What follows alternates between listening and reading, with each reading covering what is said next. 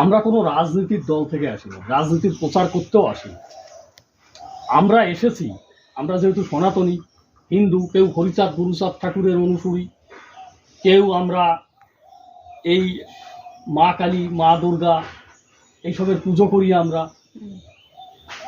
তো বর্তমান আমরা যারা বেশিরভাগ এখানে পূর্ববঙ্গের থেকে আসা মানুষ, তাই আমি আসিনি, আমার বাবা এসছে, আমার বাবা না এলে আমার হয়তো ঠাকুরদাদা এসছে, তাই তো সবাই এসছি আমরা। কি কারণে আমরা ওইসব দেশ থেকে এসছি? বাংলাদেশ থেকে সবার এই দেশে কেন আসতে হবে?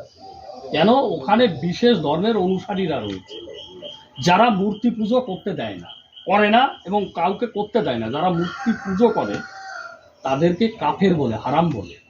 এবং বাংলাদেশে প্রতিনিয়ত ওদেশে যারা সনাতন ধর্মের অনুসারী যারা, তাদের উপর অত্যাচার করে, বাড়িঘর ভেঙে দেয়, ঘর বাড়ি আগুন দিয়ে পুড়িয়ে দেয়। এই পরিস্থিতি তৈরি হয়েছে। আমরা আমাদের বসতে দেওয়া লাগবে না, আমরা শুধু কথা বলবো।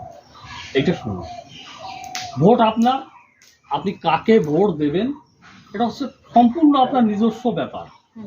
কিন্তু তার আগে কিছু কথা আমাদের শুনতে হবে। শোনার পরে আপনার যাকে মনে হবে তাকে ভোট দেবেন। আমরা বসবো না, কোনো আতিথেয়তাও গ্রহণ করব না। আমরা শুধু সনাতনীদের ঘুম ভাঙানোর চেষ্টা করছি, কারণ সনাতনীরা ঘুমিয়ে পড়েছে, যার জন্য একটা দেশ থেকে তাদের এই দেশে সব কিছু ছেড়ে চলে আসতে হয়েছে। জমি জায়গা বাড়ি ঘর আত্মীয় স্বজন সবাইকে ছেড়ে চলে আসতে হয়েছে না? কেন আসতে হয়েছে? এই প্রশ্নটা মনের ভেতরে করবে, তাহলে সব পরিষ্কার হয়ে যাবে। এবং এখানে এই রাজ্যে আমরা সনাতনীদের সংখ্যা অনেক বেশি ছিল, সেই সংখ্যা আস্তে আস্তে কমে যাচ্ছে। আর বিশেষ ধর্মের অনুসারী যারা, তাদের কিন্তু সংখ্যা দিনকে দিন বাড়ছে। এর কারণ কি? বাড়ছে, অনুপ্রবেশ ঘটাচ্ছে এই যে শাসক দল যারা, এরা এদেরকে জাল আধার কার্ড ভোটার কার্ড এগুলো বানিয়ে দিচ্ছে ওই বিশেষ ধর্মের অনুসারীদের।